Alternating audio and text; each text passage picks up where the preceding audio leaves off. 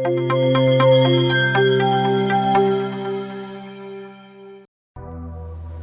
selamat pagi. Salam sejahtera untuk kita semua. Salam sehat. Semoga kita semua dalam keadaan yang baik-baik saja, sehat di tengah-tengah situasi pandemi yang masih berlangsung di lingkungan sekitar kita. Kita sama-sama berdoa semoga situasi ini cepat berlalu dan keadaan kita pulih kembali. Amin. Baik, pagi ini kita akan memulai langkah perjalanan kita dalam mata kuliah pengantar ekonomi mikro, di mana pada bagian pertama kali ini atau chapter pertama kali ini saya akan sedikit membahas mengenai 10 prinsip ya dalam ekonomi, di mana chapter ini akan memberi gambaran secara umum kepada Anda sekalian mengenai apa sebetulnya yang akan kita pelajari dalam dunia ekonomi, tidak hanya dalam ekonomi mikro tapi juga dalam ekonomi makro ya. Jadi dari 10 prinsip ini nanti kita akan mulai belajar bahwa banyak hal yang akan dipelajari dalam bidang ilmu ekonomi. Baik, tanpa berlama-lama kita akan mulai saja materi hari ini yang saya beri judul 10 Principles of Economics. Untuk memulai pertemuan kita hari ini, saya akan mengenalkan dulu kepada Anda sekalian tentang apa sebetulnya ekonomi. Jadi ekonomi berasal dari bahasa Yunani, yaitu oikos dan nomos. Oikos sendiri berarti rumah tangga, sementara nomos adalah peraturan. Dan jika kita gabungkan antara oikos dan nomos, maka bisa didapat pengertian bahwa ekonomi adalah segala sesuatu yang berhubungan dengan peraturan yang berlaku atau sebuah sistem yang berlaku di dalam suatu rumah tangga. Jadi ekonomi itu adalah sistem ya, sebuah sistem yang berlaku dalam rumah tangga. Nah, dari sini juga saya akan berusaha membuka ya pikiran kita semua bahwa ketika kita menyebut rumah tangga dalam lingkup ekonomi, maka tidak hanya sekedar rumah tangga dalam keluarga ya, karena biasa yang kita dengar itu rumah tangga itu di dalam keluarga gitu ya, rumah tangga ayah, ibu, anak, atau kakek, nenek dan seterusnya. Tapi ketika kita bicara mengenai ekonomi, yang kita maksud sebagai rumah tangga itu adalah rumah tangga konsumen, rumah tangga seperti tadi ya yang saya sebutkan. Kemudian ada rumah tangga produsen, rumah tangga yang memproduksi barang-barang kebutuhan kita semua. Ada rumah tangga pemerintah ya, lingkungan pemerintahan yang mengatur semua sistem yang ada dalam suatu negara. Yang terakhir rumah tangga luar negeri atau internasional. Jadi dalam ilmu ekonomi atau dalam ekonomi, ketika kita menyebutkan atau berbicara mengenai rumah tangga, kita berbicara mengenai 4 hal, mengenai rumah tangga konsumen, produsen, pemerintah, dan luar negeri atau internasional. Ya, jadi mudah-mudahan setelah ini bayangan kalian ya, bayangan kita semua mengenai rumah tangga bukan hanya dalam rumah kita ya, tapi juga dalam 4 aspek yang sudah saya sebutkan tadi.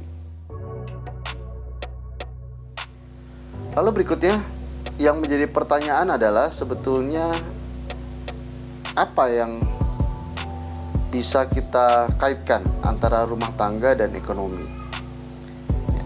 Apa yang bisa kita hubungkan antara rumah tangga dengan ekonomi? Karena secara awam ketika kita bicara ekonomi, tentu yang ada di bayangan kita adalah mengenai uang, mata uang, jual beli, harga, dan seterusnya.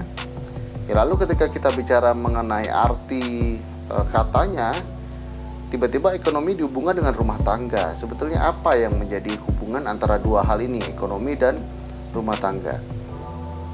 Ternyata dua hal ini, rumah tangga dan dalam kehidupan ekonomi masyarakat, mempunyai satu hal yang sama. Di dalam berumah tangga atau di dalam rumah tangga masing-masing, baik konsumen, produsen, pemerintah maupun internasional, sama-sama menghadapi sebuah keputusan yang harus diambil setiap harinya, setiap saat. Simpel saja ya, dalam rumah kita sehari-hari pasti ada sebuah keputusan yang diambil oleh kepala keluarga. Siapa yang harus membersihkan halaman, siapa yang harus mencuci piring, siapa yang harus menyapu, siapa yang harus mencuci baju, dan seterusnya. Itu harus ada sebuah keputusan dan ada sebuah peraturan yang mengaturnya, ya, dalam tanda petik peraturan yang mengatur di dalam sebuah rumah tangga. Dalam ekonomi juga seperti itu. Dalam kehidupan ekonomi masyarakat, ya, kita sehari-hari tentu menghadapi sebuah dua pilihan yang harus kita putuskan. Apakah kita akan pergi naik motor atau naik kendaraan umum atau ikut teman, ya?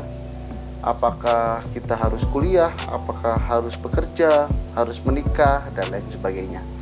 Itu adalah sebuah keputusan-keputusan yang tidak dapat kita hindari dan akan terus muncul dalam kehidupan kita sehari-hari. Nah, hal inilah yang menjadi penghubung, ya, keterkaitan antara rumah tangga dan ekonomi. Lalu setelah perkembangan waktu, muncullah beberapa ahli-ahli yang mencetuskan teorinya mengenai ilmu ekonomi. Ya, jadi saya cantumkan ada dua ahli saja, ya, sebetulnya banyak sekali. Silakan Anda cari referensi lain yang bisa mendeskripsikan apa sebetulnya ilmu ekonomi. Ya, jadi saya cantumkan ada dari Profesor Dr. May, ya, Junior. Lalu ada dari Adam Smith, juga mengemukakan teorinya mengenai ilmu ekonomi. Ya, intinya baik Adam Smith maupun Dr. May menyebutkan bahwa ilmu ekonomi adalah ilmu yang mempelajari usaha manusia dan tingkah laku manusia untuk memenuhi kebutuhan hidupnya. Jadi ekonomi itu disimpulkan sebagai ilmu yang mempelajari usaha-usaha manusia untuk memenuhi kebutuhan hidupnya. Nah, lalu dari pengertian-pengertian beberapa ahli sebelumnya, saya mencoba mengambil kesimpulan, ya. Ilmu ekonomi dideskripsikan sebagai ilmu pengetahuan sosial yang mempelajari tingkah laku manusia, tingkah hanya manusia, dalam masyarakat secara individu dan secara bersama-sama, ya, dalam usaha untuk memenuhi kebutuhannya guna mencapai kemakmuran. Jadi sebuah usaha dari manusia untuk memenuhi kebutuhannya demi mencapai kemakmuran. Nah, di sini saya beri pengertian sedikit, ya. Kemakmuran adalah keadaan di mana semua kebutuhan kebendaan dapat dipenuhi. Artinya makmur itu bukan kaya raya. Secara awam kita bisa mengartikan bahwa makmur itu hubungannya dengan kaya raya, ya. Tapi tidak, ya. Dalam ilmu ekonomi, kemakmuran itu kita nilai dari seberapa besar kebutuhan dari seseorang bisa terpenuhi. Jika semua kebutuhannya bisa terpenuhi, ya, artinya cukup, ya, tidak lebih, tidak kurang. Dalam ilmu ekonomi kita bisa katakan bahwa orang itu makmur, ya, artinya tidak berkecukupan, ya, tidak kurang. Beda dengan arti secara awam yang kita kadang-kadang mendefinisikan makmur itu orang yang sudah kaya raya gitu ya. Berikutnya saya akan beri definisi gambaran sedikit mengenai kebutuhan. Apa yang dinamakan sebagai kebutuhan? Kebutuhan adalah segala sesuatu yang diperlukan manusia dan harus terpenuhi supaya dapat hidup dengan layak. Kebutuhan seringkali berdampingan dengan keinginan. Kebutuhan seringkali tertukar dengan keinginan. Sebetulnya kebutuhan dan keinginan adalah dua hal yang sangat berbeda. Ya, karena kebutuhan adalah hal-hal yang harus dipenuhi.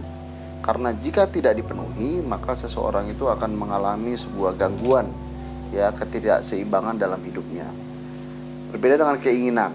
Ya, kalau keinginan itu hanya sesuatu untuk meningkatkan standar hidupnya, ya, meningkatkan kenyamanannya, ya, bukan antara hidup dan mati, tapi antara puas dan tidak puas. Itu keinginan. Jika tidak dipenuhi, tidak masalah, karena tidak berpengaruh terlalu signifikan terhadap kehidupan, ya, yang bersangkutan. Hanya antara puas dan tidak puas. Ya, itu perbedaan antara kebutuhan dan keinginan. Kebutuhan sendiri itu terdiri dari berbagai macam jenisnya. Di sini saya coba paparkan sedikit, ya, perlahan-lahan menurut tingkatan atau intensitasnya. Dibagi menjadi 3 kebutuhan: primer, sekunder, dan tersier. Ya, saya rasa Anda sudah familiar, ya, dengan istilah ini, antara primer, sekunder, dan tersier.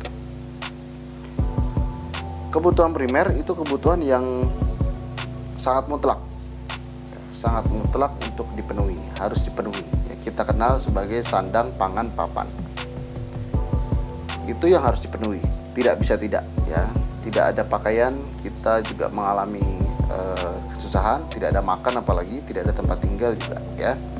Tempat tinggal itu bukan berarti rumah mewah, ya, bukan berarti rumah, tapi artinya tempat untuk kita tinggal, untuk berteduh, ya, untuk pulang dan sebagainya. Itu harus dipenuhi. Lalu ada lagi namanya kebutuhan sekunder. Ya, kebutuhan sekunder ini muncul ketika kebutuhan-kebutuhan primer kita sudah dipenuhi. Ya, saya beri contoh di sini ada alat transportasi, ya, bisa sepeda, bisa motor, bisa mobil, dan lain sebagainya. Tempat tidur, orang tidak akan memikirkan tempat tidur sebelum dia mendapatkan tempat tinggal. Saya rasa analoginya seperti itu, ya. Ketika tempat tinggal sudah dipenuhi, maka dia akan mulai berpikir mencari tempat tidur, ya, untuk tempat dia bisa beristirahat dengan baik. Ya, tanpa ada tempat tinggal, seseorang mungkin belum akan memikirkan bagaimana cara dia tidur, ya, tempat dia tidur. Sepatu juga begitu. Itu kebutuhan sekunder. Lalu yang ketiga, kebutuhan tersier. Kebutuhan tersier ini kebutuhan paling akhir, ya, kebutuhan yang hampir mendekati keinginan, tapi sebetulnya juga butuh juga. Ini kebutuhan yang muncul setelah kebutuhan primer dan sekunder terpenuhi. Ketika kita sudah punya tempat tinggal, ya, sudah ada baju, sudah makan, sudah terpenuhi, ya, baru kita bisa memikirkan, kita memerlukan mobil misalkan, ya, atau perhiasan untuk menunjang pekerjaan kita. Ya, jadi perhiasan dan mobil ini adalah termasuk dalam kebutuhan, dalam artian memang mendukung untuk aktivitas yang kita lakukan, makanya kita butuh, ya, bukan hanya sekadar kita ingin, ya, karena berbeda. Nah, itu menurut tingkatan dan intensitasnya. Ada primer, sekunder, dan tersier. Lalu yang berikutnya ada jenis-jenis kebutuhan berdasarkan waktunya. Ya, ada kebutuhan yang sekarang, ya, masa depan, dan tiba-tiba. Ya, kalau kebutuhan sekarang, ya, kita bahas satu-satu. Kebutuhan sekarang itu kebutuhan yang mirip seperti kebutuhan primer. Tidak bisa ditunda, harus dipenuhi saat itu juga. Nah, kebutuhan sekarang ini antara satu orang dengan orang yang lain berbeda. Kebutuhan antara si A dan si B, kebutuhan sekarangnya berbeda. Saya beri ilustrasi berikut ya. Orang yang lapar dengan orang yang sakit, kebutuhan sekarangnya berbeda. Orang yang lapar tidak bisa kita beri obat ya, begitu sebaliknya, orang yang sakit tidak bisa kita beri makan. Walaupun dua-duanya butuh obat atau butuh makan, tetapi kebutuhan yang segera sekarang yang harus dipenuhi berbeda. Kalau orang lapar tentu makanan, sementara orang sakit adalah obat-obatan. Lalu yang berikutnya adalah kebutuhan masa depan. Kebutuhan masa depan ini kebutuhan yang bisa ditunda ya. Bisa ditunda tapi sudah pasti dibutuhkan. Tidak dibutuhkan sekarang, tapi suatu saat itu sudah pasti kita butuhkan ya. Contohnya biaya pendidikan ya. Anda sekalian masih S1 ya, mungkin sudah ada yang berpikir untuk melanjutkan pendidikan magister atau bahkan doktoral S3.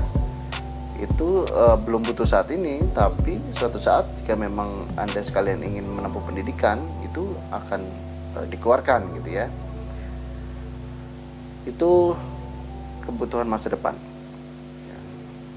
Ada yang terakhir itu kebutuhan tiba-tiba ya. Kebutuhan tiba-tiba ini kebutuhan yang pemenuhannya terjadi karena sesuatu hal. Jadi, kebutuhan yang memang terjadi tidak direncanakan ya, terjadi karena sesuatu hal ya, bencana alam misalkan. Nah, ini butuh ya, butuh karena sesuatu hal tadi ya, bencana alam.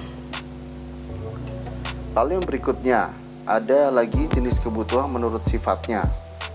Sifatnya ini ya dibagi menjadi dua ya, jasmani dan rohani. Kalau kebutuhan jasmani ya tentu saja kebutuhan yang berhubungan dengan badan kita ya, badan jasmani kita, makanan, pakaian ya, dan lain-lain yang berhubungan dengan tubuh kita, badan kita. Nah, lalu untuk kebutuhan jasmani itu kebutuhan yang berhubungan dengan jiwa atau batin kita ya. Kelegaan dari dalam hati kita gitu ya. Contohnya liburan gitu ya, atau lagu dan lain sebagainya, itu berhubungan dengan rohani kita. Nah, lalu yang terakhir yang saya cantumkan itu ada jenis-jenis kebutuhan menurut subjeknya. Subjeknya itu artinya orang yang menikmatinya, siapa yang menggunakannya. Bisa kebutuhan individu maupun kebutuhan kelompok. Kebutuhan individu ya tentu saja kebutuhan yang hanya bisa digunakan oleh satu orang.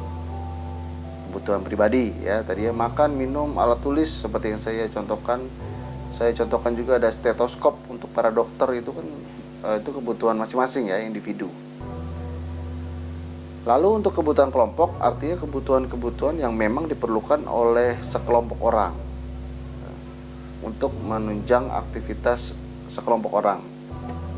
Ya, saya beri contoh jembatan atau rumah sakit. Ya, itu tidak dibangun tidak hanya untuk kepentingan 1-2 orang, tapi orang banyak ya, makanya dibangun dan dibuat gitu ya, rumah sakit dan jembatan contohnya seperti itu. Ya, jadi kira-kira seperti itu ya, jenis-jenis kebutuhan yang sekiranya akan muncul dalam kehidupan kita sehari-hari. Kita harus bisa membedakan ya, mana kebutuhan, mana keinginan. Kebutuhan juga harus dibeda-bedakan, harus kita urutkan dari skala prioritas, mana kebutuhan primer, sekunder, tersier, mana kebutuhan yang sekarang, mana kebutuhan masa depan, dan seterusnya. Ya, jadi dengan ini mudah-mudahan kita semua bisa mulai membuka pikiran mengenai sebetulnya apa saja sih yang kita butuhkan dalam hidup ini. Baik, lanjut. Setelah kita pelajari mengenai pengertian ilmu ekonomi, ya, setelah kita mengetahui mengenai berbagai macam kebutuhan, saya memberi sedikit ringkasan sebetulnya apa sih yang membedakan ya ekonomi mikro dengan ekonomi makro. Karena Anda sendiri dalam semester ini juga akan menerima 2 mata kuliah, pengenalan ekonomi mikro dan pengenalan ekonomi makro, ya dua-duanya Anda akan terima dalam semester ini. Nah, ekonomi mikro secara garis besar itu sebuah cabang ilmu ekonomi yang akan mempelajari perilaku-perilaku secara mikro, artinya secara individu.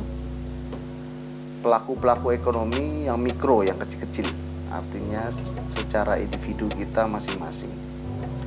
Ya, jadi mikro ini mempelajari semua usaha-usaha yang bisa dilakukan kita sebagai individu manusia. Sementara makro berbeda lagi. Makro cakupannya lebih luas. Ekonomi makro sama mempelajari tentang usaha-usaha yang dilakukan oleh manusia, tapi dalam skala besar. Rumah tangganya lebih besar, rumah tangga pemerintah, ya contohnya seperti itu. Ya, yang diurusi lebih banyak, jadi makro. Ya. Jadi itu ya secara garis besar perbedaan ekonomi mikro dan ekonomi makro yang akan Anda pelajari di semester ini. Dan khususnya dari dalam semester ini kita akan pelajari mengenai ekonomi mikro, di mana kita akan berfokus mengenai usaha-usaha yang dilakukan setiap individu manusia. Oke, lanjutnya kita akan melihat ilmu ekonomi itu memusatkan perhatiannya pada pengelolaan sumber daya masyarakat, ya, sumber daya alam yang dapat dimanfaatkan untuk memenuhi kebutuhan masyarakat. Mengapa ekonomi muncul? Kenapa ekonomi itu harus mengelola sumber daya? Satu hal yang paling utama adalah jumlah dari sumber daya itu terbatas. Sementara kebutuhan dari kita sebagai individu manusia sangat tidak terbatas. Semakin lama semakin banyak kebutuhannya. Semakin lama semakin banyak maunya. Ya, kita sebagai manusia seperti itu, ya. Hari ini hanya butuh sepeda, besok minta motor, lalu motor kurang minta mobil, dan seterusnya. Itulah yang menjadi pokok mengapa ekonomi muncul dan harus, ya, dan akan ada terus dalam hidup kita sebagai bermasyarakat. Karena sumber daya kita terbatas, sementara kebutuhan kita tidak terbatas.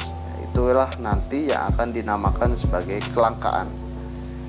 Jadi kelangkaan itu adalah keadaan di mana sumber daya tidak lagi bisa memenuhi kebutuhan kita, ya, manusia. Sekarang sudah banyak terjadi, ya, di kehidupan kita. Minyak bumi sudah semakin menipis, sudah mulai harus dicari sumber-sumber bahan bakar lainnya, ya, listrik, ya, mungkin dan lain-lain, ya, air mungkin suatu saat ya, bisa dijadikan bahan bakar, atau kelangkaan air dan seterusnya. Itu sudah mulai terjadi dalam kehidupan kita bermasyarakat. Nah, seperti yang sudah saya singgung di awal tadi, pada bagian ini kita akan sedikit mengulas mengenai 10 prinsip-prinsip ekonomi. Ya, 10 prinsip yang akan selalu ada setiap kita membicarakan mengenai teori ekonomi atau ilmu ekonomi. Ekonomi apapun, ya, itu nanti akan mengandung semua 10 prinsip ini. Nah, kita akan membahas di sini. Saya tidak akan membahas secara detail mengenai 10 prinsip itu. Setidaknya, ya, kita akan mengenal dulu prinsip-prinsip itu. Nanti sambil jalan, ya, terutama pada mata kuliah ini kita akan mempertajam mengenai pengetahuan dari masing-masing prinsip tadi. Ya, setidaknya, ya, hari ini setidaknya kita mengenal dulu, ya, mengenai 10 prinsip ekonomi. Baik, yang pertama, ya, pada bagian pertama, ya, 4 prinsip ekonomi yang pertama itu berkaitan mengenai bagaimana seseorang mengambil keputusan. Jadi untuk 4 prinsip yang pertama itu berhubungan dengan bagaimana kita sebagai masyarakat mengambil keputusan dalam hidup kita. Yang pertama adalah kita ya sebagai manusia itu selalu melakukan trade off. Artinya di sini saya tuliskan there ain't no such thing as a free lunch. Ya, artinya saat ini itu tidak ada sesuatu yang gratis. Kalau istilah dalam kalimat saya dalam slide tersebut, tidak ada makan siang gratis.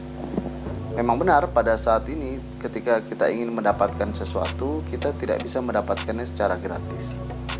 Harus ada sesuatu yang kita korbankan. Itu adalah prinsip ekonomi yang pertama. Akan ada sesuatu yang kita trade, yang kita tukar untuk mendapatkan sesuatu yang kita inginkan. Sesuatu yang kita tukar itu tidak hanya materi dengan materi ya, artinya kita mau barang kita harus beli ya pakai uang dan seterusnya, tidak. Bisa berupa tenaga, bisa berupa waktu, ya, bisa berupa pikiran dan seterusnya. Jadi ada banyak hal yang akan nanti kita tukar ya dengan sesuatu yang kita inginkan ke depannya. Ya, itu adalah prinsip ekonomi yang pertama. Ya. Tidak ada no free lunch. Ya, artinya tidak ada makan siang gratis. Harus ada yang di trade off. Lalu yang kedua, the cost of something is what you give up to get it. Ya. Artinya biaya adalah apa yang Anda korbankan untuk memperoleh sesuatu. Ya tadi ya. Hampir sama dengan yang pertama ya, artinya ketika kita ingin mendapatkan sesuatu ya, kita sudah menetapkan pilihan dan keputusan pada sesuatu yang kita inginkan, akan ada biaya yang akan kita berikan, dan biaya itu ya tentu saja harus sebanding dengan manfaat yang akan kita terima. Jadi biaya ya, prinsip ekonomi yang kedua, biaya akan menjadi salah satu hal yang menjadi pertimbangan utama ketika kita ingin mendapatkan sesuatu. Yang murah banyak diminati, ya, yang mahal belum tentu tidak ada peminatnya. Ya. Jadi yang murah itu sudah pasti akan banyak sekali peminatnya, tapi barang-barang yang mahal belum tentu tidak ada yang meminati. Ya. Ada beberapa orang yang melihat sesuatu tidak hanya dari harganya saja, ya, tapi tetap ada cost, ya, ada biaya yang harus kita korbankan.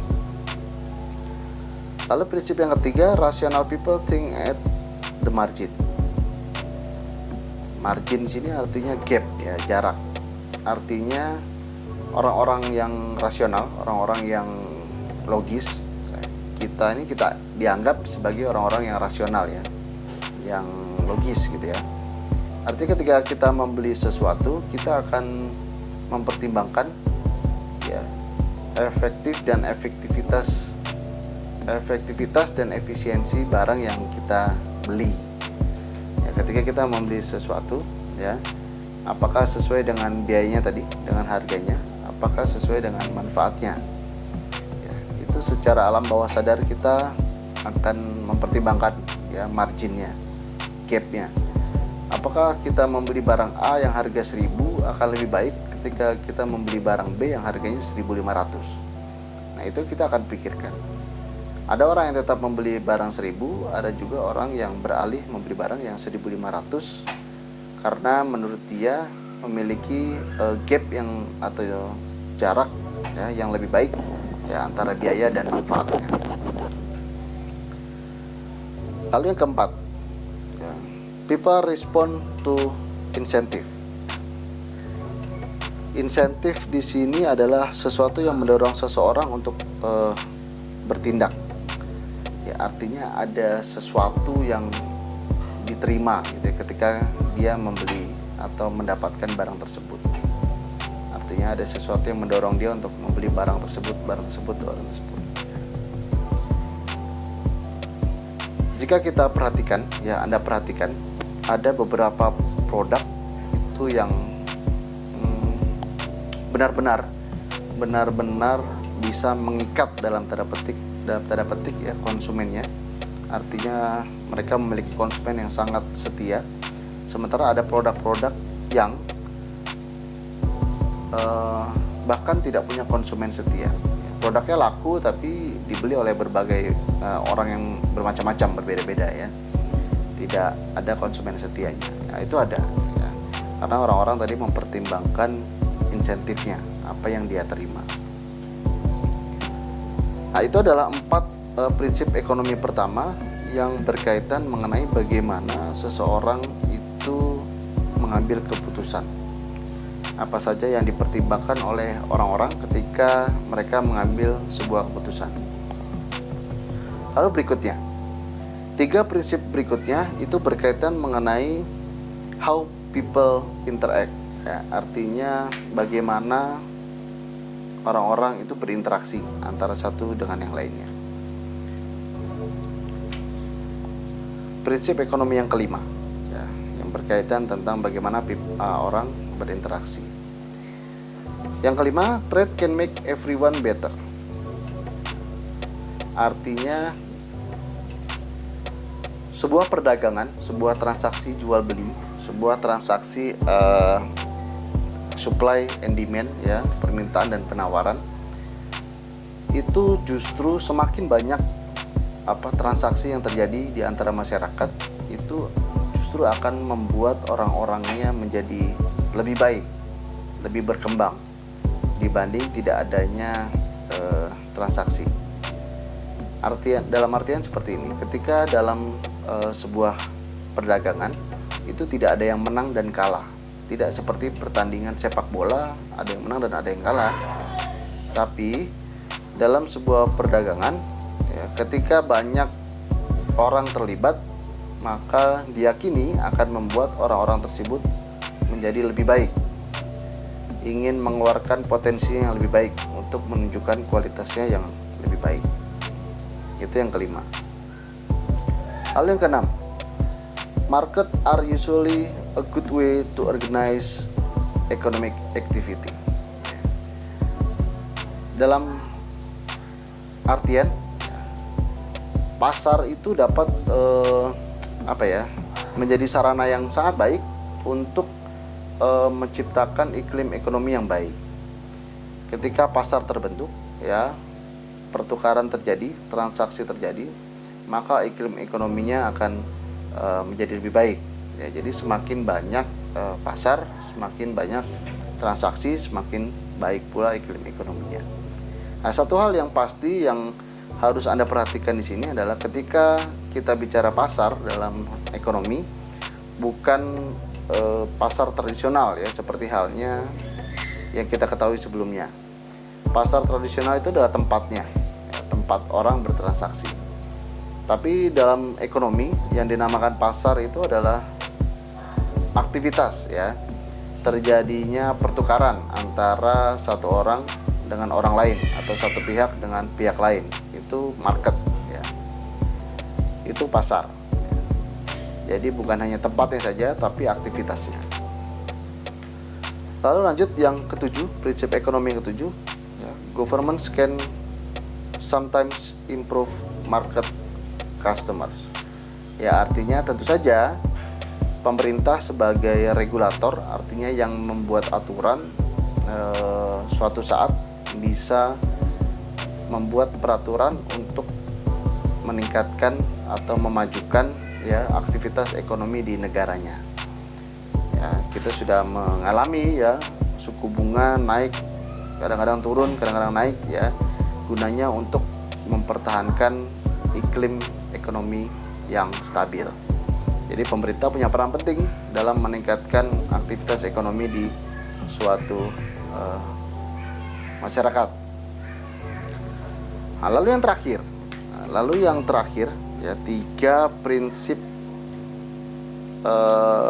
ekonomi yang terakhir itu berkaitan tentang bagaimana ekonomi itu bekerja secara dalam lingkup yang besar ya, artinya how the economy as whole work ya, works.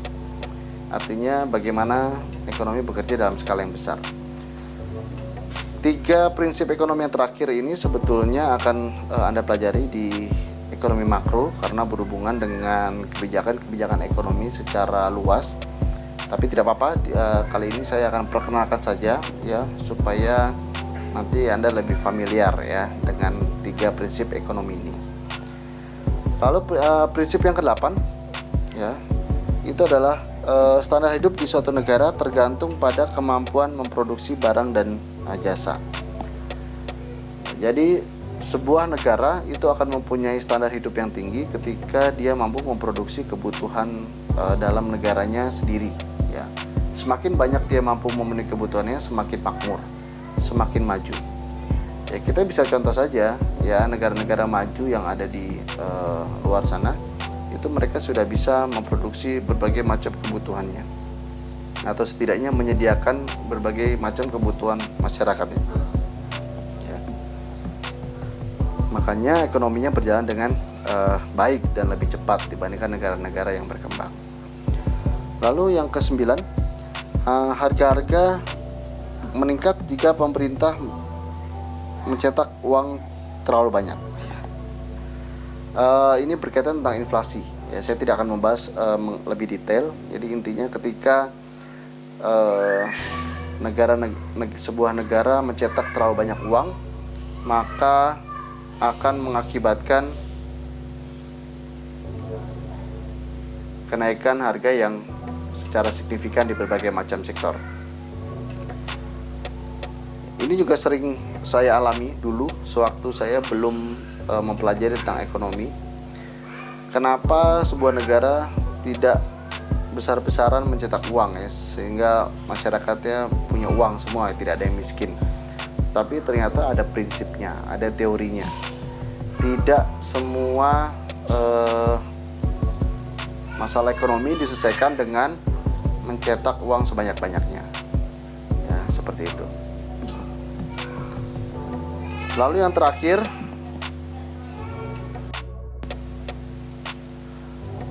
terakhir, prinsip ekonomi yang terakhir, masyarakat menghadapi trade-off jangka pendek antara inflasi dan pengangguran. Ya, seperti yang sudah saya singgung tadi, bahwa antara inflasi tadi ya, ketika negara mencetak uang yang terlalu banyak akan terjadi inflasi, harga menjadi naik ya, kebutuhan harga semakin naik, dan pengangguran juga akan meningkat gitu ya. Jadi inilah kira-kira ya 10 prinsip ekonomi yang akan kita pelajari selama Anda mempelajari, memperdalam mengenai ekonomi ya kan. Mungkin di mata kuliah ini nanti kita akan bahas ya sedikit ya, tidak terlalu dalam mengenai 10 prinsip ini, tapi setidaknya sudah bisa memberi Anda sebuah pemahaman bahwa ada 10 prinsip yang akan kita pegang selama kita mempelajari tentang ekonomi.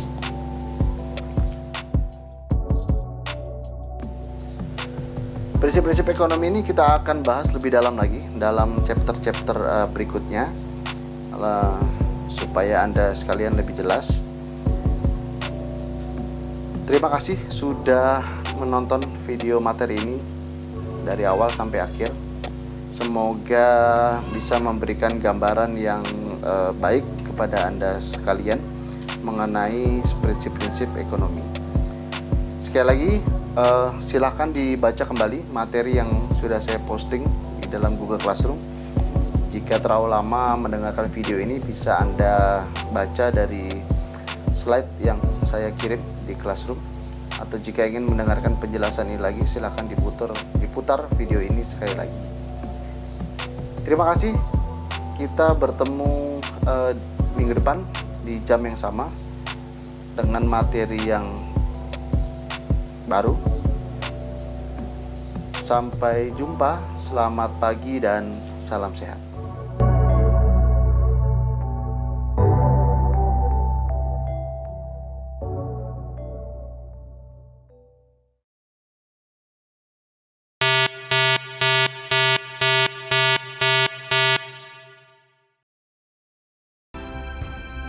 Ya, setelah ini akan ada kuis yang harus Anda kerjakan. Silakan perhatikan di dalam Google Classroom.